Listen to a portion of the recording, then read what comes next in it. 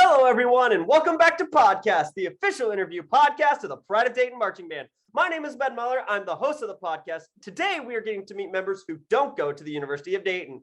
Yes, that's right. A fun fact about the Pride of Dayton is that we are not just students of the University of Dayton. We are also students of two other colleges in the Dayton area, and we have positions on the Pride of Dayton Executive Board to make sure they are represented. The other colleges that we are part of that are part of the Pride of Dayton are Wright State University and Sinclair Community College. Now, our guest, up first, she is a twin, and all three of her sisters are also in pod. Outside of pod, she's a part of the Phoenix Independent Open Winter Guard, and she's an occupational therapy major from West Carrollton, Ohio. Ladies and gentlemen, our Sinclair Community College representative, Miss Anndrea Berkey. Say hello, Anndrea. Hi. Up next, this is her 10th year marching. She played soccer and was a dancer for 16 years, and she plays 5 instruments and plans on learning more. She met two-time Olympic medalist Kayla Harrison, and she is obsessed with Broadway musicals and went to performing arts school her junior and senior year of high school. Outside of pod, she's a part of the Flyer Pep Band Exec Board, the Rowdy Raiders, the Wright State Student Section. She enjoys working out and hanging out with her dog. She is a sports science major from Middletown, Ohio. Ladies and gentlemen, our Wright State Representative, Miss Brooke DeLong. Say hello, Brooke. Hello, hello. And welcome to the show, ladies. How are you both feeling? Feeling good. That's great. So, neither of you attend the University of Dayton. That's obviously the first thing. How did you guys end up hearing about the Pride of Dayton, and what made you both join the Pride of Dayton? Well, for me, I don't even remember how I learned about it. I just remember seeing the auditions and for the color guard and just ending up there, and I've been here ever since. Yeah, for me, it's kind of a weird story. I originally didn't want to march in college. I was like, I put my 5 years in high school, I'm kind of done. And I think one of my directors sent my information to pod, because all of a sudden I get an email of, hey, I'm excited to see you at band camp. Here's your music. And I've just joined and stuck with it ever since. That's great. I mean, obviously, like, if you don't remember it, like, it's so good that, like, you're here, part of pod, and Brooke also kind of being in a little bit of a forced position, but it's still great that you're here and you're getting to still represent Wright State and be a part of it. So these positions were created this year. So what made you both go for your positions specifically? I think for me, a lot of it was I've been talking with Professor Will since my freshman year, trying to figure out how to make things easier for Wright State students to join or to be more included. And so when the opportunity came about to be the representative who can kind of be the liaison between the two, I jumped at the opportunity. Yeah, I'm about the same way. I remember my freshman year, it was so super complicated to get signed up. And then throughout the years, I found myself helping people get signed up. And I just thought being in this role, I could keep doing that and keep going at it, if that makes sense. It does, and that's great. Like, you guys want to help out, and like everyone who's like been on this show has always talked about, like, they always want to help out, always want to be a part of it, and just enjoy doing it. And I'm glad that, like, going for these positions helped make you guys want to continue helping out and being a part of it. Now, so say I'm a potential student at each of your colleges and I want to join the Pride of Dayton. What is the process that someone goes through to become a part of pod?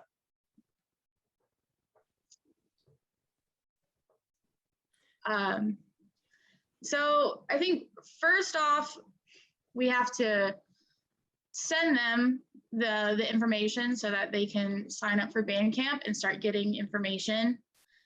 And then they have to go through and fill out, it's called the SOCHI form. It's a cross-registration form. And they have to get that signed by their advisor, and then another person at the university, and then also have Professor Will sign it. Sometimes it can be a bit of a hassle, but once that's done, the students should get their ID, and then they have access to the university and the class. Anndrea, is it the same at Sinclair? Yeah. It All is right, the that's same. okay. That's cool. I didn't actually know that it was the same. That like it's essentially the same process of both colleges. I think it's awesome that like you get to have like this cross university like form that you get to fill out, and like you get to do something. Well, yes, it's at another university. You still like you can still go to this other college and be a part of a marching band. I think that's great. So now, Anndrea, we're gonna go to what you do outside of pod. You are part of the Phoenix Independent Open Winter Guard. What goes on in a group like that? It's kind of similar to high school winter guard. It's just on the outside of high school. We come from all over Ohio, and we actually practice up in Toledo. So I travel up to Toledo every weekend. We represent like all parts of Ohio almost, and some in different states. I think we have some in Michigan and Indiana. We practice every weekend, and then we compete over the winter guard season. That's really cool. Like getting to like still be a part of something over winter, and like it's like and also getting to travel to Toledo. I'm sure that's always a journey, but I think it's incredibly worth it. It's worth it. I love it. Now, Brooke, you were part of the Rowdy Raiders, which is the student section at Wright State. What does that entail? It's a lot similar to, I guess, Red Scare at UD. It's all about bringing the fun, bringing the crazy, supporting our teams. It's a lot. It's not a lot of work because I'm not on like one of their like leadership roles, but it's nice to be able to sit back and enjoy like games and not have to play music. It's nice to have a break from it once in a while. That's good. That's good. Like sometimes you want to have a break, but getting to still like have fun, cheer on, like that's I think great. Now, Brooke, back to you. You got to meet two-time Olympic gold medalist Kayla Harrison. What is the story behind this? So Kayla Harrison actually went to my high school. And so I think it was after she won her second gold medal, she came back and did we had like a huge parade for her. And so the band like paraded her through downtown, Middletown, and she gave like this really awesome speech of like to the whole city of just like how she's super proud of where she came from and how like what she did to get there. And then she did a little meet and greet with the band afterwards to like thank us for our work and everything. And so I had like a conversation about it or with her about like how much work it took for her to get the gold medals and what drove her to compete at that high of a level. That's cool. Like getting to like meet someone who like competes and is just like telling like she's grateful for where she came from and like talking about like the drive and everything to like just make yourself better. I think that's awesome. And now, Anndrea, you're a twin. What is life like a twin? What is life like as a twin? Well, a lot of fighting. My twin, Aubrianne, she's a trombone. We don't fight too much. I fight more with the little sisters, and they're twins too. It's two sets of twins. I don't know if I mentioned that. But it's kind of like having a built-in best friend. That's pretty much the sum of it for being a twin. That's awesome. Like first off, it's cool that like it's two sets of twins. I actually did not know that. That's really awesome. But like getting to like have like that shared best friend, I think is cool.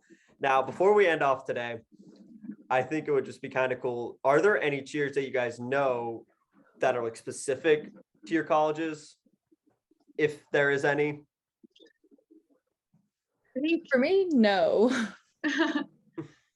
For me, there's not many cheers that are specific, but it happened a lot when we had the volleyball game against UD. It's called Raider Up. We do it a lot for kind of just a camaraderie thing for sports. We mainly do it for like free throws for basketball.